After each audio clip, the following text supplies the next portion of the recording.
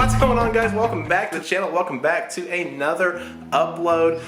We've got a lot of packages that had showed up in the mail between yesterday and today, and some of them have to do with the truck, and we're going to be putting that on the truck. But first of all, I want to say thank you guys so much for all the support and all the love that you showed on the rendering reveal video. And in that video, if you missed it, I go over this rendering right here, which you can't see too well, but I go over all the details and everything. And if you missed that video, be sure to click up here and go check it out. Very important video with a ton of changes coming to this 1997 Silverado. A lot of you guys have been following along since the beginning of the build, and a lot of you guys are really excited to see all these changes happen. But today we've got a package from eBay, we've got a package from LMC Truck, and it's really just nothing terribly major, but it's just some things that I want to, I kind of want to talk to you guys about and touch base on, because it's part of kind of keeping up the details and keeping things clean as far as certain things under the hood and your lights and stuff like that. So let's go ahead and jump into the packages. First of all, Amazon delivered these yesterday, and I thought they would work under the hood because they're a nice flat base light. They do not. These are way too large to fit in there.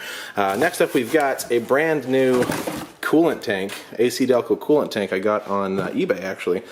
Brand new, and reason being, there's nothing wrong with my coolant tank aside from the fact that it looks old and it looks kind of nasty. Here, I'll show you. So see, when your plastic tanks sit in here for years and years, they just get kind of crusty and nasty and old looking. So we're going to replace that with this brand new white tank. And it's just a little piece that cleans it up in there just a little bit. I'm going to eventually do the new body style master cylinder swap, as well as paint some of these brackets and some stuff up under here, and just kind of clean it up and make things look a lot better. I think the charcoal canister right here needs replaced. It's never been done before, and I think it's going to need replaced at some point. I'm still getting a few different codes here and there, but we're going to clean it up under here, just make it look nice, make it look presentable, and we'll have that new stuff in there for when we actually go and do an engine swap or change out the engine. Everything will be just kind of nice and tidied up under there. Next up, Limitless Car Care. I had to replenish my car wash soap. We're going to try out this knockout polish. Supposed to remove swirl marks and stuff like that, and this is like a polish and wax, so we'll do that after the knockout. So we'll clay bar, knockout on the buffer with the cut wheel, and then we'll go ahead and polish it with a polish wheel, and hopefully that'll take out some of these light swirl marks we've got here on the car. We got some and some at a few different places on the car. Got a bunch of them on the truck. And then LMC, I just got ground strap. I need to add a new ground strap to the frame from the engine. These, I don't know about you guys, but I have a tendency to always lose one or two of these screws. So I just got some more for the parking lights. And we've got an oil cap. It's chrome.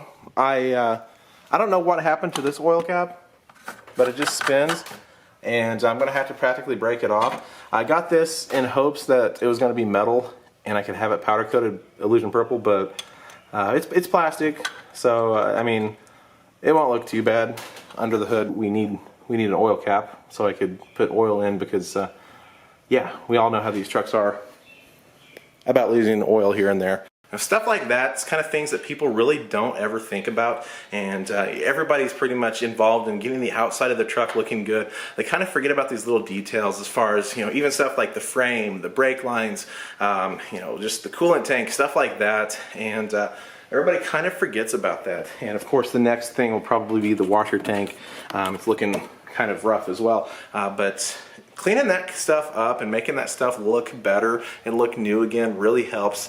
As I always say, it's the little details that count, and I always want to stay on top of that, and that way when people look under the hood, they could say, wow, that looks brand new still. It looks cool, it looks good. And it's just that stuff, that extra step and extra detail, and just paying attention to detail that people appreciate in builds like this. And yeah, it's just something that I like to do. Small things, man. Small things such as the stainless steel brake lines, shocks, keeping things painted, keeping things fresh. That's stuff that you're going to want to do. Something else that kind of comes with home ownership. I know you guys have seen in previous videos and Snapchats and stuff that I've been doing a lot of landscape work. Found out the other day we were left looking in the roof to patch a leak because we had a leak that was going through in the office, and found a little bit of termites up there. So I was up there earlier for about 20 minutes spraying for termites, and that just comes with the territory of home ownership. You know, looking into that, be sure you think about that on your list of stuff that you have to take care of is bugs and termites, because those aren't good for your house. All right, brand new oil cap. I was hoping it was metal. I was going to powder coat it purple. But honestly, the chrome really doesn't look that bad. The new coolant bottle is also in there. It looks a lot cleaner. And I've also started cleaning up the firewall a little bit. Firewall is just something, I've just never cleaned it. And it's just another one of those things. Just add some more detail. So if you clean the insides of your fenders, clean your firewall, stuff like that, it cleans it up a lot better. And I'm really honestly surprised on how much better that coolant tank looks than this old one, which just from its age, it's it's just discolored and nasty looking, and it's just it's kind of nice to replace it. The next thing is I'm going to try to figure out why my park light isn't lit up. It's got to have some kind of connection issue, because there's a couple of LEDs from the bulb over there that's lit up a little bit, but I'm going to figure that out, put my new screws in, and then we'll be all taken care of and all cleaned up. Raining again, so this whole entire week is going to be full of rain once again, so no washing or waxing going to happen this week.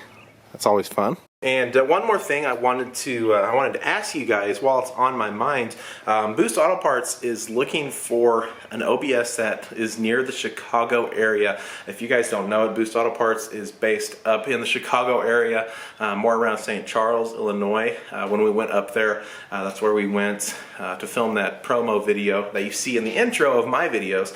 And they are looking for an OBS truck local to them, because they would need to film an install video on a brand new product that I have yet to show you guys because it's not officially released yet. So if you guys are local to the Chicago area, if you know anybody that has a 96 to 98 or one of the 93 to 96 models or any of those OBSs, please send me a message on Instagram or shoot Boost Auto Parts an email. I'll put the links to those down in the description for you guys.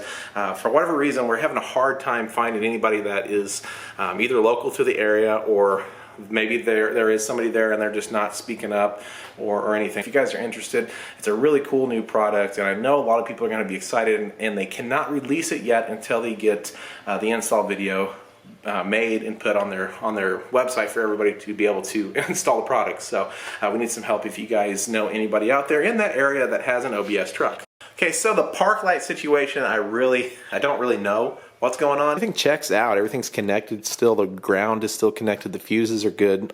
Obviously, the other side works just fine. The only thing I could think of is that since the turn signal still works, is that these pigtails and sockets are old and there are original parts. And I know I've been having a few issues with them actually flickering and stuff not working correctly. So I just got on Rock Auto, and I just placed an order for 4 brand new sockets. Should be here on Friday. That way I can get my upfront lighting better and not flickering and just a mess.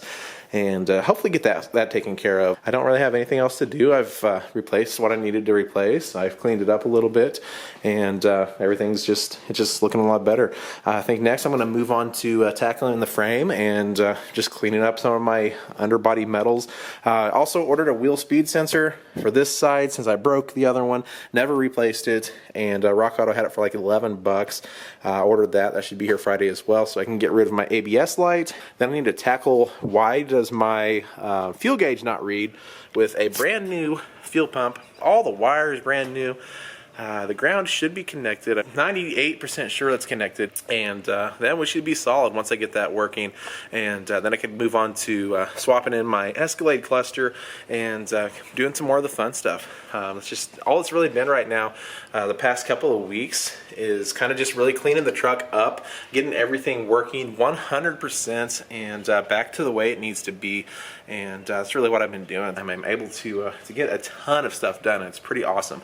But anyway, if you guys have noticed, I'm wearing a Bad Z71 shirt. I'm pretty sure I showed it off back when I got them a month or 2 or 3 months ago, something like that.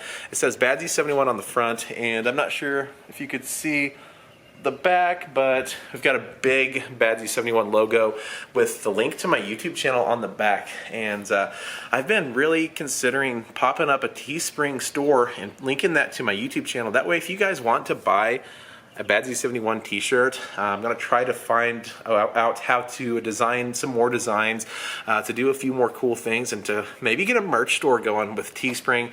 That way you could just order, you know, whatever you want. I don't have to keep stock of the shirts, you know, here or anything special.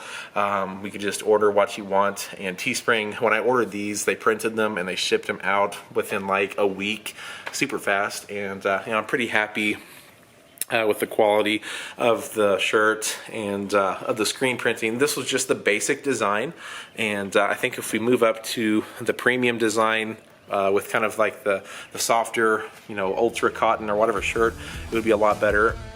And screen printing might be a little bit better too. I've watched this a few times, and you can see the logo is not peeling off or fading out at all.